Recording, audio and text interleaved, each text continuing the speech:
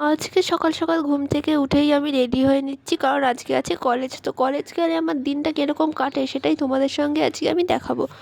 তো দেখো, আমি প্রথমেই রেডি হয়ে নিচ্ছি পুরোপুরি কলেজ যাওয়ার জন্য। বইপত্র সব গুছিয়ে নিলাম, তারপরে একটু খাওয়া দাওয়া করে কিন্তু কলেজের জন্য বেরিয়ে পড়লাম। সারাদিন কী খেলাম না খেলাম সেই ক্লিপগুলো সব নিতে আমি যদিও ভুলে গেছি এই ব্লগে। কিন্তু তারপরে দেখো, আমি কিন্তু কলেজে পৌঁছেই যাচ্ছি।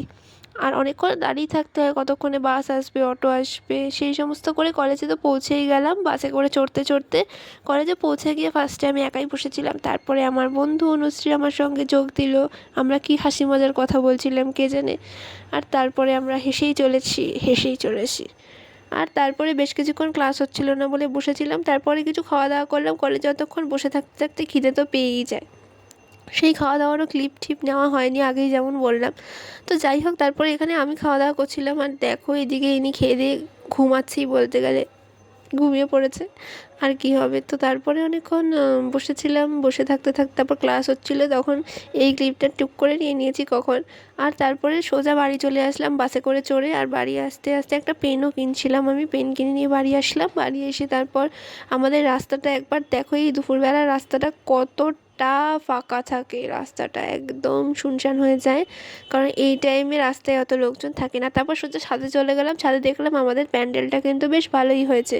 আর এই প্যান্ডেলটা কেন হয়েছে সেটা মিনি ব্লগের লাস্টে তোমাদেরকে জানিয়ে দেবো।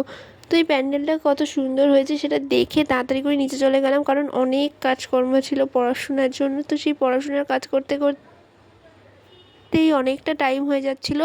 তারপরে আবার একটু বেরিয়েছিলাম, বেরিয়ে এই জিনিসপত্রগুলো কিনেছিলাম একটা অনুষ্ঠানের জন্য, দেখে হয়তো বুঝতে পারছো, লাস্টে বলবো। তো তারপরে দেখো, এখানে দিদার বাড়িতে গেছিলাম এই জিনিসগুলো নিয়ে তারপরে আবার গেছিলাম একটা কেকের অর্ডার দিতে। কেকের অর্ডার দিয়ে আবার বাড়ি এসে একটু পড়াশোনা করছিলাম। পড়াশোনা করতে করতে তার মধ্যে আরও একটা কাজ ছিল আমার হাতে, মেহেন্দি পড়ার। তার কারণ হচ্ছে আমি মেহেন্দিটা আগের বারই পড়েছিলাম, আধ খাপচারা ছিল, ভালো হয়নি, সেটাকে এবার ডার্ক করার জন্য আরেকবার পড়ছি, সেই কাজটাই ছিল। আর বাড়িতেও বেজেছিলো বলেই পড়েছিলাম।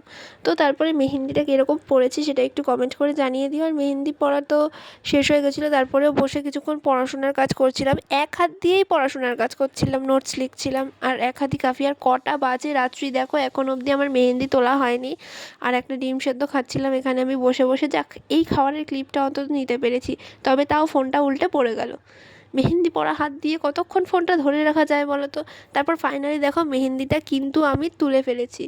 মেহেন্দিটা তুলে ফেলার পর দেখো, এখন হয়তো অতটা হাতটা ভাল লাগছে না, হাতে আমি তেল মেখেছিলাম, তার কারণ হচ্ছে তাতে নাকি মেহেন্দির রঙ গাঢ় হয়। তো পরের দিন সকালবেলা আমার হাতটা এত সুন্দর লাগছে কি বলবো। আর আমার কিন্তু সামনেই জন্মদিন।